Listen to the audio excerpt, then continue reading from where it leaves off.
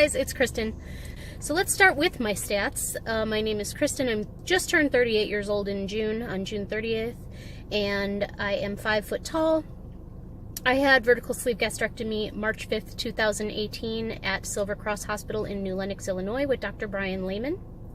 So at the time of surgery, I was 216 pounds, but that is not my highest weight. My highest weight ever, for those of you that have never seen my videos before, in 2005, 2006, I believe I was around 252 pounds. At that time, I ended up getting down to about 162, sorry about the moving camera. I got down to 162 just doing like a low carb diet and exercise. And I kept the majority of that off for a few years. I was 175 in around 2008. And then since that time, I've just kind of gone up and down the same 20 or 30 pounds. And then in 2017, in January of 2017, I was diagnosed with ovarian cancer. And during treatment, I ended up gaining about 50 pounds plus. So I ended up at 232 pounds. And I started pursuing surgery in, I want to say July of 2017, and I had to do a 6-month supervised diet. And then I also had to finish chemo in that time, and I had to schedule surgery and everything. So in that supervised time, I ended up losing about 21 pounds. My chemotherapy wrapped up in September of last year. I had my port taken out, and then I kind of focused on more of a weight loss aspect. I didn't really do much the first couple months because I was still in treatment and I was still on a bunch of steroids, and it just was too much for me to focus on. So in that time, I didn't lose very much, but I ended up losing 21 pounds before surgery, and then since surgery, I go between 26 and 30 pounds having been lost. So last week I came to you at 189.2, which was a gain of like an 1/8 of a pound or something like that.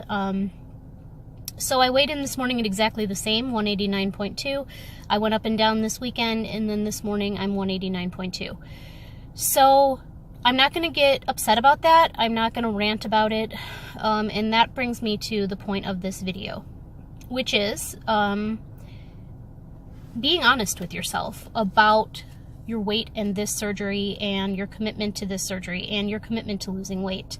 And truthfully, I know that I have not been working as hard as I should be working. I haven't really been focused on my weight loss, and I could have done a lot better, frankly.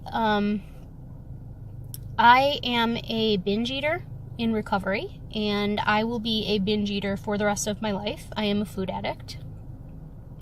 I use food to comfort myself. I use food to celebrate. I use food to numb. And even though I can't really do that to the same extent that I used to before surgery, I can still do it, and I do still do it, and I'm working on it. So here's how I choose to look at it.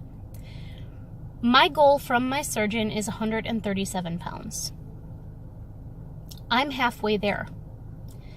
I've lost 50 pounds from my highest weight, give or take the pound or 3 that I keep gaining and losing right now for the last few weeks. And I have 50 pounds to go to my goal, give or take a few pounds. So when I look at it that way, it's much less daunting than saying 137 as my goal. And truthfully, that's not even my goal, that's my doctor's goal. My personal goal is 110, just because it seems like such a ridiculous number. It seems like it would never even be attainable, and it would just blow my mind to get there. And I'm still working on accepting the fact that I can get there if I really put my mind to it. But even that is only 79.2 pounds away. I had surgery at what I guess some would consider a lower weight. Like I said, I was 216 when I went into surgery. So I went in kind of expecting to be dropping all of these huge numbers, and I wasn't dropping these huge numbers. And it got me down. I was in a funk for like the first 6 weeks after surgery. If you go back and watch my videos, you'll see that I was just in a very bad mind state. I wasn't in a good frame of mind. I wasn't in a positive, encouraging frame of mind. And the truth is that I've had to accept some harsh things about myself. I've had to admit some things. I've had to come to terms with a lot of things. One of those things is that I have not been trying my hardest. And I could sit here and blame stress because my life is very stressful. I can sit here and say I've been doing everything I should be doing. I don't know why I'm not losing the weight at a quicker pace.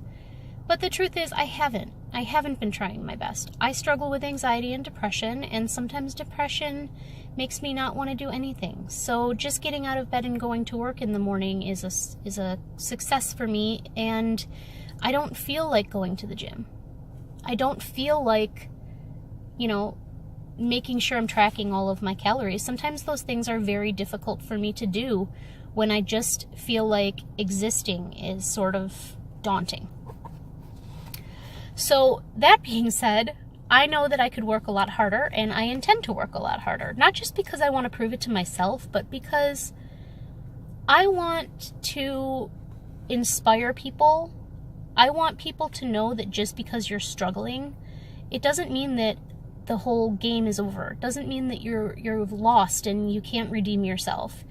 I want to show people that if you don't lose 80% of your weight in the first 6 months after surgery, you haven't screwed everything up beyond repair. I lost a lot of weight on my own before surgery. Now, granted, I was in my 20s. I did have a full hysterectomy when I had ovarian cancer, so now I am menopausal, which I think does contribute some to my difficulties losing as quickly, but probably not as much as I would like to attribute it to. I'm sure a lot of it is just having to do with me falling back into bad habits. And that brings me to my second point. Was I ready for this surgery? And the truth is, I don't think that I was. I don't think that I was ready to change my life 100%. And I find myself struggling still with a problem that has been a problem for me for all of my adult life, and probably some of my childhood, is, the food addiction, the comforting with food, the self-soothing with food. And I'm still struggling with it after surgery. I can't binge the way that I used to, but it's perfectly possible to binge after surgery. You just have to, be creative and do it how you can do it. But I don't think that I was mentally prepared for the fact that it wasn't going to be as easy as everyone made it seem, but I also wasn't fully prepared to admit that it's totally up to me how committed I am to this. When people say weight loss surgery is a tool, it is very much a tool. It is not a magic cure. And I want people to know that have just had surgery or are still planning to have surgery, this surgery does not do the work for you, okay? It is a tool. So say you're hanging pictures on the wall and you're trying to hang them up with some nails and a pair of flip-flops. You're hammering with a pair of rubber flip-flops.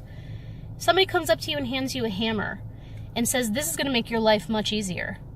It is, because now you have the proper tool to do the job that you've set out to do.